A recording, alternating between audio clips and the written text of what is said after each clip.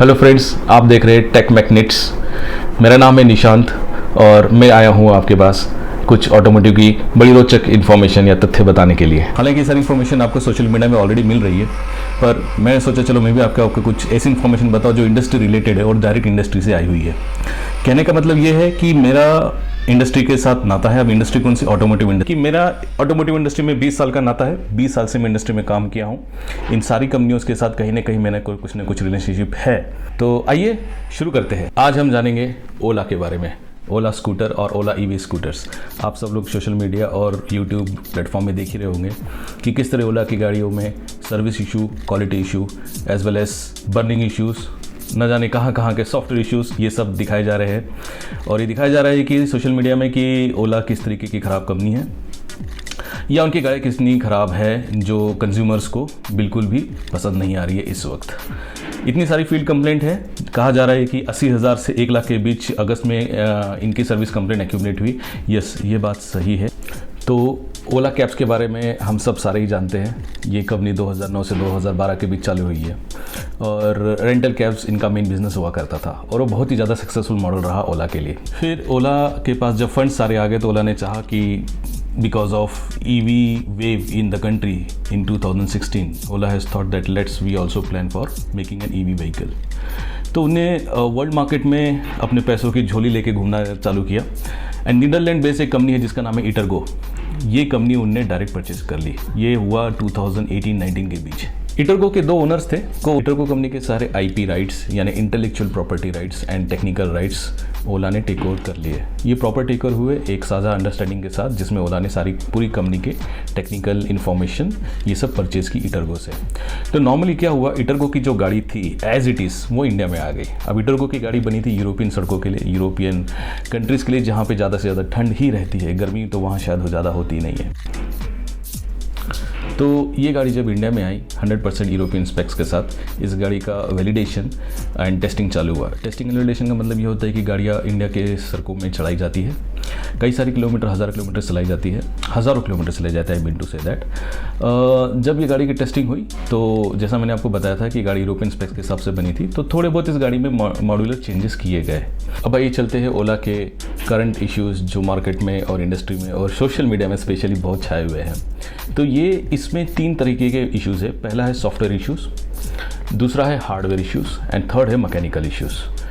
Software issues का मतलब ये है कि जो आपने कई सारे वीडियोस में, ब्लॉग्स में देखा होगा कि गाड़ी ऑटोमेटिक लॉक हो गई, लॉक नहीं हो रही, चलते चलते गाड़ी बंद हो गई है, उसका जो इंस्ट्रूमेंट क्लस्टर है, स्पीडोमीटर, वो काम नहीं कर रहा है या वो अचानक बंद हो गया है। इसे बोलते हैं सॉफ्टवेयर इश्यूज़। हार्डवेयर इश्यूज़ का मतलब ये है कि गाड़ी में जितनी भी टेक्नोलॉजी लगी हुई है, इलेक्ट्रॉनिक्स टेक्नोलॉजी जिसमें PCBs और इलेक्ट्रॉनिक कंपोनेंट्स यूज़ होते हैं, उसमें कुछ खराबी आ जाना या उसके कंपोनेंट्स की क्वालिटी ज़रा ठीक नहीं होना या समय से पहले वो ख़राब हो जाना, उसको बोलते हैं hardware issues. Third is mechanical issues. Mechanical issues का सबसे कॉमन एग्जांपल है कि जो गाड़ी चलाते समय गाड़ी का सामने वाला पहिया अचानक से टूट के गिर जाना। आप यहाँ पे देख सकते हैं कई सारे वीडियोज़ और ब्लॉग्स आपको दिखेंगे और बाकी सारे सोशल मीडिया साथी ने आपको वो दिखाया होगा कि जिसमें फ्रंट सस्पेंशन टूट के 2 टुकड़ों में हो जाता है और गाड़ी ऐसे नीचे सामने आके गिर जाती है। सो ये 3 तरीके के इश्यूज़ मैंने आपको समझाए। अब आइए जानते हैं कि ओला ने समय के साथ क्या क्या अपनी गाड़ियों में चेंज करने चाहिए थे। अगेन यूरोपियन स्पेक्स से इंडियन स्पेक्स में लाने के लिए गाड़ियों में क्या बेसिक और mechanical changes as well as software changes करने चाहिए था। सबसे पहले सॉफ्टवेयर पे डिपेंडेंसी ओला ने कम करना होगा। ओला यूज़र्स अच्छे से जानते होंगे कि सब इलेक्ट्रॉनिकली ही चलता है। आप पासवर्ड सेट करेंगे तो सीट ओपन होती है, गाड़ी का स्टीयरिंग घूमता है। तो ये सॉफ्टवेयर थ्रू होता है, इसमें बहुत सारे टेक्निकल ग्लिचेस आते हैं। तो ये सिस्टम को ओला ने शायद बंद करना चाहिए। I am not very sure, but इससे उनको ज़रूर फ़ायदा होगा। अगर आप देखेंगे कि राइड रिवर इंडी, इस गाड़ी में देखेंगे ये ओला की सो कॉल्ड कॉम्पिटिटर गाड़ी है। ठीक है, ओला जैसे वॉल्यूम और नंबर्स ये अभी सेल्स नहीं हो पा रही है बिकॉज ये जस्ट अभी गाड़ी स्टार्ट हुई है सेल होना पिछले साल से ही। लेकिन उसमें देखेंगे आप मैकेनिकल स्टीयरिंग लॉक है। आप TVS iQube देखेंगे, उसमें भी मैकेनिकल स्टीयरिंग लॉक है और बजाज भी आने वाले समय मैकेनिकल स्टीयरिंग लॉक के ऊपर ही काम कर रहा है। इसके साथ साथ जितनी भी आप EV गाड़ियाँ देखेंगे जो नॉट सो बिग ब्रांडेड गाड़ी है अगेन स्टार्टअप, उनमें मेजरली मैकेनिकल स्टीयरिंग लॉक है। तो इससे क्या होता है कि मैनुअल कंट्रोल होता है इन पे गाड़ियों पे कि बस जैसे हम अपनी स्कूटी चालू करते हैं या एक्टिवा की इग्निशन चालू करते हैं तो उसमें गाड़ी इमीडिएट चालू हो जाती है। तो ये सिस्टम इलेक्ट्रॉनिक्स से है मैकेनिकल ओला ने करना चाहिए। इससे फ़ायदा ये होगा कि मैकेनिकल गाड़ियों में डिपेंडेंसी इलेक्ट्रॉनिक्स की बहुत कम हो जाती है। हालांकि market is moving to electronics. अब आपका ये कहना होगा कि कारों में भी तो ये सिस्टम होता है का आजकल गाड़ियों की जो की फॉब होता है वो हम हमारी जेब में रखते हैं और गाड़ी बटन से चालू होती है, बटन से होती है। देखिए वो सिक्योरिटी सिस्टम है, वो बहुत ही ज़्यादा एडवांस लेवल का सिक्योरिटी सिस्टम है और मार्केट में प्रूवन है। अनफॉर्चुनेटली ओला के साथ वो सिक्योरिटी सिस्टम ठीक तरीके से प्रूवन नहीं हुआ है, इसीलिए आपको इस तरीके की सॉफ्टवेयर और टेक्निकल ग्लिच दिखते हैं। तो मैकेनिकल रहना ही ठीक है। अभी आप देखेंगे कि एक्टिवा जो सबसे ज़्यादा बिकती है, महीने में 2.5 से 3 लाख गाड़ियाँ बिकती है ये, यानी 36 लाख से 40 लाख के बीच में गाड़ियाँ बिकती है। आज भी उसमें मैकेनिकल हैंडल लॉक सिस्टम है। सो ये हो गया पहला चेंज, ओला ने शायद करना चाहिए। आइए जानते हैं दूसरे चेंज के बारे में। आते हैं सॉफ्टवेयर के बारे में। अब सॉफ्टवेयर का डिपेंडेंसी 100% जीरो तो नहीं हो सकती और ना हम कर सकते। इसमें ओला ने अपने सॉफ्टवेयर टेक्नोलॉजी को और उसकी टेस्टिंग एंड वैलिडेशन टेक्नोलॉजी को बहुत ज़्यादा एनहांस करना होगा। इसमें जितने भी रिलेटेड सॉफ्टवेयर रिलेटेड बग्स है वो सब क्लियर करना होगा। हालांकि वो पिछले कई समय से करते हैं। आपने ज़रूर जाना होगा कि ओला पहले जो ओला की गाड़ी आती थी, ओला की स्कूटर आती थी, वो जेन 1 कहलाई जाती थी इन टेक्निकल टर्म्स। पिछले 1 साल से जेन 2 आ गई है। तो जेन 1 और जेन 2 का ट्रांजिशन स्पेसिफिकली सॉफ्टवेयर रिलेटेड ही है। तो जेन 1 गाड़ियों में अगर आप 2023 के पहले की गाड़ियाँ जो ली होगे उसमें जो सॉफ्टवेयर रिलेटेड इश्यूज़ था वो कहीं ज़्यादा था। और आज की जो गाड़ियाँ जो आ रही जिसको हम जेन 2 गाड़ियाँ बोलते हैं, जेन 2 गाड़ी का मतलब S1X, S1 Pro and S1 Air, ये तीनों जेन 2 सीरीज़ की गाड़ियाँ हैं। इसमें सॉफ्टवेयर रिलेटेड इश्यूज़ काफ़ी ज़्यादा कम हो गए। बट अगेन ओला ने सॉफ्टवेयर को एनहेंस करने के लिए और ज़्यादा काम करना होगा। हालांकि उनका कृत्रिम सॉफ्टवेयर आ चुका है। आई डोंट नो वो कृत्रिम सॉफ्टवेयर अपने खुद के व्हीकल के लिए यूज़ करते हैं या नहीं। मैकेनिकल इश्यूज़ में आते हैं। मैकेनिकल इश्यूज़ जो उनकी गाड़ी में आए थे, सबसे बड़ा जो था कि फ्रंट सस्पेंशन टूट के 2 टुकड़ों में हो जाता है और गाड़ी टूट जाती है और जो राइडर है वो बहुत बुरी तरीके से गिर जाता है। तो ये जो प्रॉब्लम था उन्होंने ऑलरेडी इसका सॉल्यूशन ढूंढ निकाला है। आपने सारी गाड़ियों में देखा होगा, स्कूटर्स में, बाइक में जो ट्विन शॉक्स होते हैं, सामने के 2 फोक्स होते हैं, फोर्क्स FORKS। तो ये फोक्स लगे होते हैं और ये सस्पेंशन का काम करते हैं। ओला की गाड़ी में पहले एक सिंगल फोर्क हुआ करता था। हालांकि वो बहुत ही टेक्नोलॉजिकली एडवांस फीचर था, बट येस अगेन वो यूरोपियन कंट्रीज़ के लिए बना था। इंडिया में वो काम नहीं हो पाया क्योंकि इंडियन की रोड की कंडीशन तो हम सब जानते हैं compare to European road conditions. तो हालांकि ये जो इश्यूज जो हुए थे इसमें ओला ने काम किया है और ओला की सारी गाड़ियों में सिंगल सस्पेंशन से डबल सस्पेंशन चालू हो गया है। तो ये एक बहुत ही बड़ा चेंज ओला ने करना चाहिए था और यस उनने किया भी। अब हमें जानते हैं कि इस तरीके के जो वारंटी इश्यूज़ होते हैं या क्वालिटी इश्यूज़ होते हैं या सर्विस इश्यूज़ होते हैं, ये हर OEMs में आते हैं।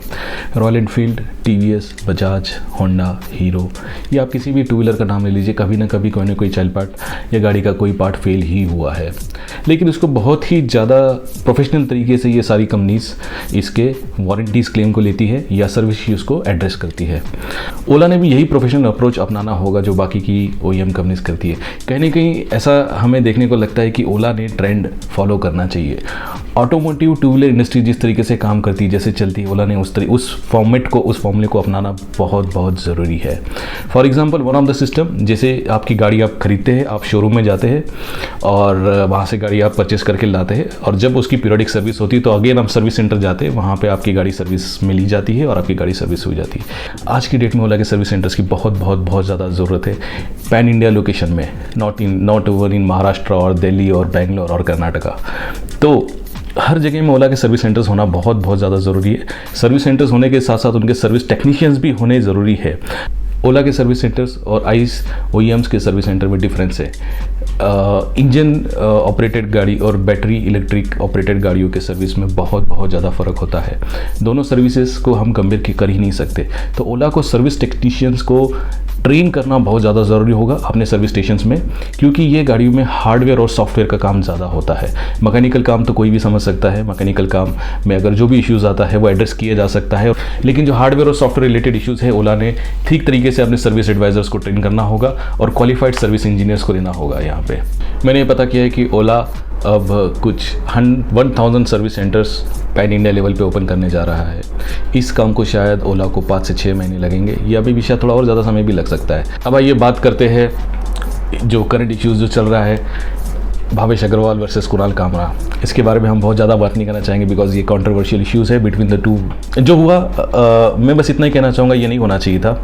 इस तरीके की डिस्कशन आप पर्सनल लेवल पे ज़रूर कर सकते हैं, लेकिन सोशल मीडिया में, पब्लिक लेवल में इस तरीके की डिस्कशन आपका करना ठीक नहीं होता है। तो मैं यही कहना चाहूँगा इस सिचुएशन में कि सब्र से काम लिया जाए और भावेश अग्रवाल जी और एज वेल एज ओला कंपनी और उनके जितने भी टॉप ऑफिशियल्स हैं, इनका सारा का सारा ध्यान अपनी सर्विस इश्यूज़ और कंप्लेंट को सुधारने में इस वक्त लगाना चाहिए। क्योंकि ओला गाड़ियाँ महीने में 30 से 60 हज़ार के बीच बिकती है। किसी महीने में 30 हज़ार बिकती है, किसी महीने में 40, किसी महीने में 45 हज़ार, और वो 60 हज़ार पीक मंथली सेल तक गई हुई है। तो अगर आप मान के चलिए, अगर ओला 60 हज़ार मंथली सेल के हिसाब से गाड़ी सेल करती है तो वो साल भर में कितनी सारी गाड़ी आप बेच सकती है, ये कैलकुलेट आप खुद ही कर सकती हो। और आप कमेंट्स में बताइए कि कितनी गाड़ी एक साल में बिक सकती है अगर 60 हज़ार महीने में बिकती है तो आइए बात करते हैं। अगर इतनी सारी गाड़ियाँ अगर ओला की बिक रही है तो कहीं ना कहीं लोगों में ओला के ऊपर ट्रस्ट तो होगा ही, तभी तो इतनी गाड़ियाँ बिक रही है। हाँ, मैं समझ सकता हूँ कि गाड़ियाँ आज 25 हज़ार से 30 हज़ार लेवल की सेल्स में आ गई है, लेकिन 25 से 30 हज़ार की सेल्स की लेवल भी कम नहीं है।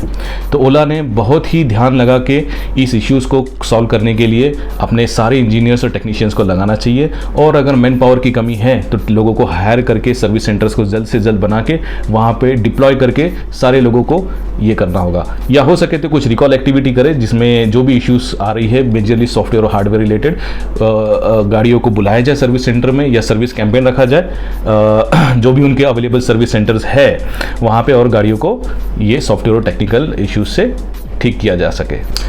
ट्रस्ट और भरोसा बहुत ही इंपॉर्टेंट पॉइंट होता है जब आप कोई बिजनेस और कंज्यूमर रिलेशनशिप में होते हैं या आप किसी भी रिलेशनशिप में होते हैं। तो ओला के अधिकारियों ने ये जरूर सोचना चाहिए कि इतने सारे लोगों ने जो ओला पे भरोसा किया हुआ है वो भरोसा को बिल्कुल कायम रखना चाहिए ओला ने, और ये भरोसा टूट ना जाए इसलिए जल्दी से जल्दी काम करना चाहिए। तो मैं कामना करता हूँ कि ओला ये जल्दी से सारे इश्यूज़ को रिजॉल्व करे और जिस तरीके से उनकी सेल्स चल रही थी टिल मंथ ऑफ मई और जून ऑफ 2024 उसी तरीके से सेलिंग के आगे बढ़ती जाए। हाँ, हालांकि जो हुआ, मैं अगेन वापस से कहना चाहूँगा, जो हुआ गलत हुआ। इतने सालों से जो इश्यूज आ रहे थे वो बढ़ते ही जा रहे हैं। कई सारे इश्यूज रिजॉल्व भी हुए हैं लेकिन इश्यूज की कंटिन्यूटी चलती जा रही है। वो ओला ज़रूर ध्यान दे अपने कंज्यूमर की कंप्लेंट पे और जल्द से जल्द जो उन्हें कमिट किया है इंटरनली अपने आप में कि हम 1000 service centres all over pan India level में करेंगे, तो जल्दी से इसके ऊपर काम करें और अपने कंज्यूमर का भरोसा ना तोड़े। बिकॉज भरोसा बहुत इंपॉर्टेंट एस्पेक्ट है बिजनेस में। अगर कस्टमर्स का भरोसा आपसे टूट गया तो मार्केट में बहुत सारे ऑप्शन है। मार्केट में टीवीएस की गाड़ियाँ है जिसका नाम है iQ, बहुत ही बेहतरीन और अच्छी गाड़ी है। बजाज की चेतक है, एथर की गाड़ी है, एथर के तो दो मॉडल हो गए। इसके साथ साथ बहुत सारे ईवी व्हीकल्स है। तो इन सब के बीच में कंपटीशन में बने रहना, और ध्यान रखिए आप नंबर 1 की सेल्स में थे और नंबर 1 की सेल्स को बरकरार करने के लिए एक्स्ट्रा एफर्ट लगाना ही पड़ता है। तो ओला के अधिकारियों ने ये जानना चाहिए, समझना चाहिए कि इस तरीके की जो बातें सोशल मीडिया में हो रही है या वो करते हैं, इसे ज़रूर अपने आप को बचाए रखिए और जो मेन मुद्दे वाले काम है गाड़ी की सर्विस को ठीक रखना, इस पे वो काम करते रहे। मैं आशा करता हूँ कि ओला की टीम को शायद ये समझ आ चुका होगा इतने सारे इश्यूज़ के बाद, और वो शायद अब उस तरीके से काम करेंगे जो कंज्यूमर का एक्सपेक्टेशन है। हालांकि मेरे पास ओला की गाड़ी नहीं है, पर मैं अगर ओला की गाड़ी रखता तो ज़रूर मैं भी उसी तरीके से नाराज़ होता, गुस्सा होता अगर मेरी गाड़ी में चलते चलते इस तरीके के इश्यूज़ आते जैसे कि बाकी लोगों ने फेस किया है। तो लोगों का ये गुस्सा बहुत बहुत वाजिब है। तो जी, आप जो बिज़नेस मॉडल बाकी ओईएम्स अपना रहे हैं, आप प्लीज़ उस पर ओवरलुक कीजिए, थिंक कीजिए, सोचिए कि वो इस तरीके के इश्यूज़ किस तरीके से मैनेज करते हैं। ये कोई रॉकेट साइंस नहीं है आप सारे लोगों के लिए, बिकॉज आप इंडस्ट्री में पिछले कई सालों से 3 साल से ज़्यादा आप लोगों को हो गया है। आप देखिए आपकी पीयर कंपनीज किस तरीके से इस तरीके के इश्यूज़ को रिजॉल्व कर रही है।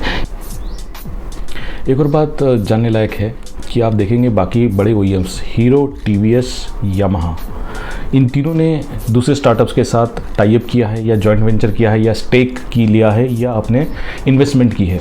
बात करते हैं यामाहा की। यामाहा ने राइड रिवर के ऊपर इन्वेस्टमेंट किया है, आप देख सकते हैं स्क्रीन पे।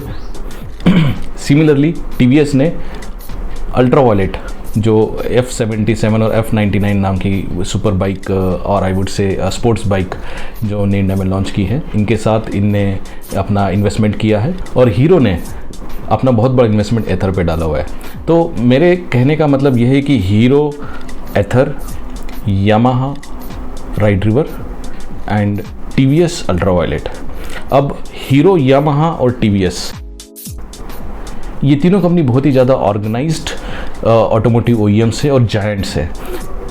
एथर, अल्ट्रावायलेट और राइड रिवर, ये 3 ओला की कॉम्पिटिटर कंपनीज है और ओला की तरह ही कंपनीज है। तो ये 3 कंपनियां अभी प्रोफेशनली बहुत ही ज़्यादा मैनेज हो रही है because of intervention of hero MotoCorp, TVS and Yamaha.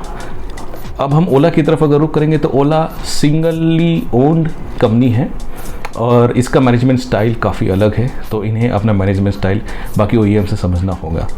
कारण ये है कि आप देखिए कि इनकी कॉम्पिटिटर्स जो कंपनी है वो किस तरीके से अपने सर्विस नेटवर्क बढ़ाई जा रही है, किस तरीके का बिजनेस मॉडल इन्हें ऑपरेट किया हुआ है, और ये कितने अच्छी तरीके से और कितने एफिशिएंट तरीके से हमारे फेलो OEM ओनर्स के साथ काम करना सीख रहे हैं। तो ये भी ग्रो कर रहे हैं और इनकी ग्रोथ भी बहुत ज़्यादा अच्छी हो रही है। आप देखिए 2025 में शायद हमारा मार्केट का कैलकुलेशन बहुत ही ज़्यादा बदलने वाला है। इसमें कुछ ऐसी कंपनीज आगे उभर के आएगी जो फिलहाल बहुत ही कम सेल्स कर रही है। Again I am saying in EV। तो ओला ने ये बात को बहुत अच्छे से समझना होगा और अपना सर्विस नेटवर्क और way of working and management style शायद बदलना होगा, जो हमारी ट्रेडिशनल OEMs ऑटोमोटिव OEMs कर रहे हैं। अगर आपको ये पसंद आया हो तो प्लीज़ हमें फॉलो कीजिए और सब्सक्राइब कीजिए। Thank you.